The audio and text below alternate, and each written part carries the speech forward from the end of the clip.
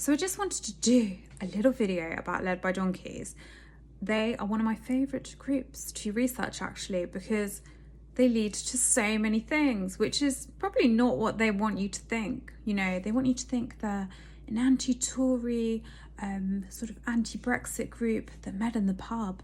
That's that's how the Guardian sort of presented it, like some friends. They did know each other, but they met in the pub and they were so frustrated that they decided to join this group led by donkeys. I've actually bought their book. You know, this group, they just set it up, all four of them, and somehow through being 100% crowdfunded, they were able to afford all this propaganda and 4 men's salaries. Let's go back to the beginning. And this isn't my research, by the way. This is Guido Fawkes. Guido Fawkes did an excellent article, and it showed that Led by Donkeys are either present or past Greenpeace employees. So I think probably the one that's really pulling the strings, probably the bossiest, is Ben Stewart. And Ben Stewart, if you go on LinkedIn, it says he's head of media, and he's been on quite a lot of TV in the past, actually. And Ben Stewart, one of the most famous bits of coverage he got was in about 2008.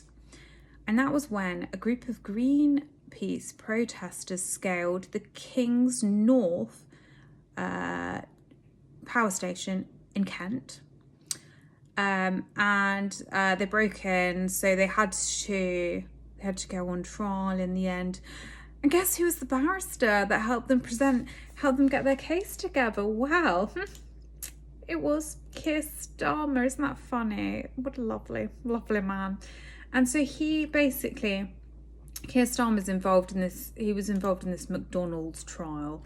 And I won't go into the whole details of that. But the point is, right, so Keir Starmer, his groundbreaking defence for the King's North 6 is all around the idea of the greater good, the idea that because they were doing something really special for humankind, scaling this power station and ending and trying to end coal power, it was necessary, this is in the New Statesman, it was necessary for the protesters to disrupt the coal-powered plant's operations to reduce the greater damage it was doing to the environment.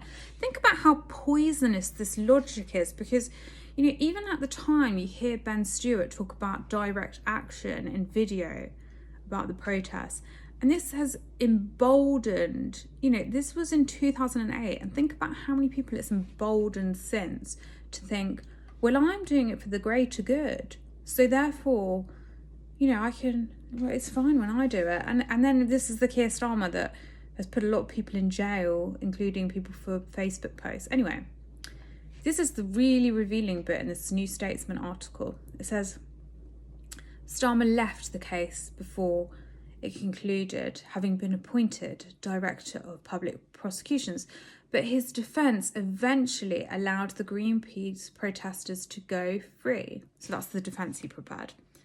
And this is what Ben Stewart, the head of media at Greenpeace right now and in Led by Donkey, said.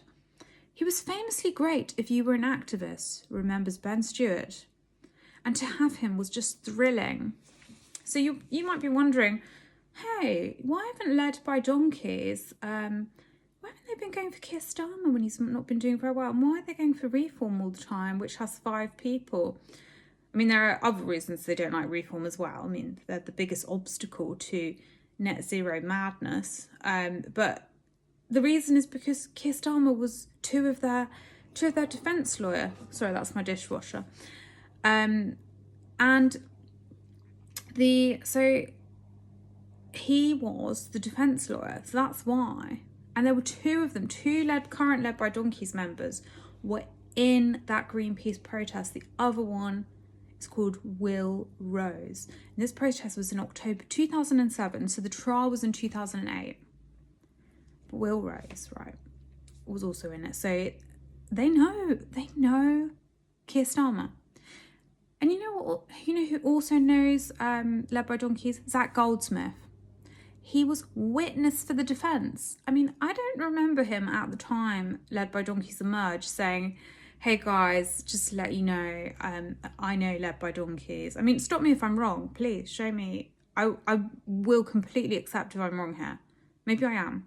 But I don't remember him making a big song and dance. You know, Guido Fawkes had to reveal the identities of these people, and yet Keir Starmer and Zach Goldsmith knew all along, because one of them was witness for the defence for two of them, Will Rose and Ben Stewart, when they were on that stupid Greenpeace protest. And they're just not going to say anything. You know, we had no idea who this Led by Donkeys group was. People literally have not really had much of an idea until really recently.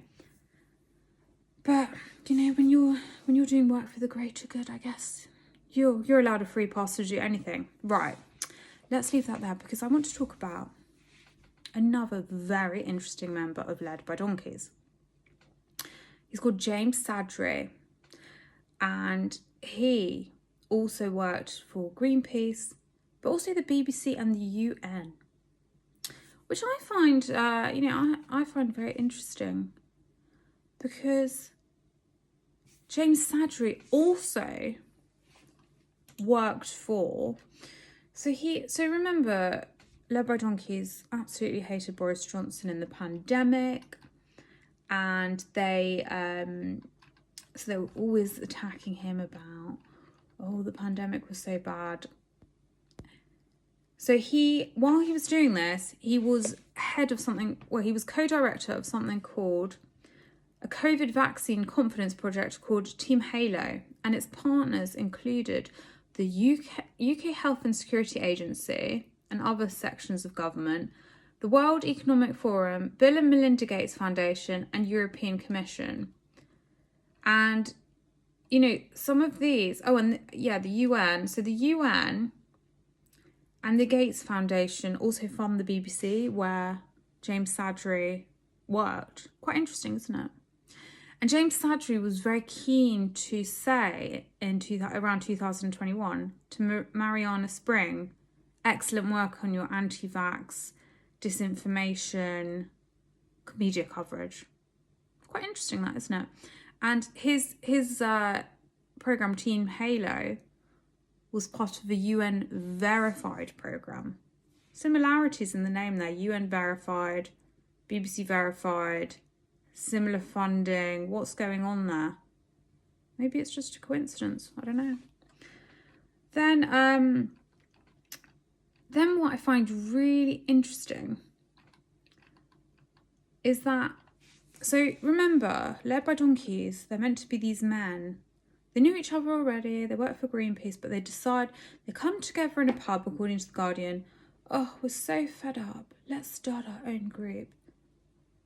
It kind of makes them sound like no one really knew who they were in political circles. But consider this. James Sadri, in 2020, More in Common did a report. So this is the organisation that was used a lot, its polls were used a lot to show majority support for the assisted dying bill. It's funded by, among others, Open Society Foundations. That's George Soros. So in 2020, James Sadri was thanked. He was acknowledged. Special thanks to James Sadri in this report by More in Common. And it's meant to be like about bringing people together, sort of thing. Which I always found weird, because I don't think Led by Donkeys really bring people together. They just alienate people. You know, I don't really know. I didn't even know that there's a strong contingency of people that actually, of people who actually support them. Anyway, if these are just like blokes that met in the pub, why is one of them in this report? He obviously knows people. And here is the little twist at the end. So some celebrities have done voiceovers for Led by Donkeys. One of them is Chris Packham, who's involved in all this eco, almost every eco campaign. It's like, oh, you again, Chris. He's in all of them. He's very busy. And the other one is Carol Vorderman, our favourite left-wing activist, who worked for Global. And Global runs LBC, And who advertised on the tube with Global? Led by donkeys. Anyway, but let's park that for now.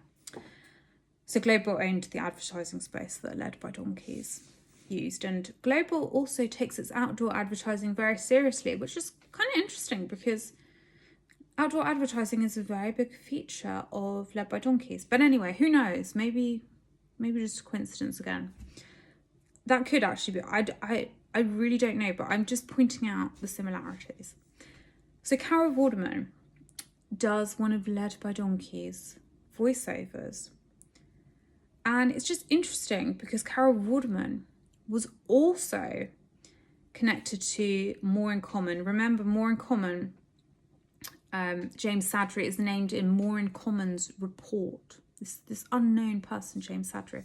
So Carol Vorderman did a speech for Best for Britain.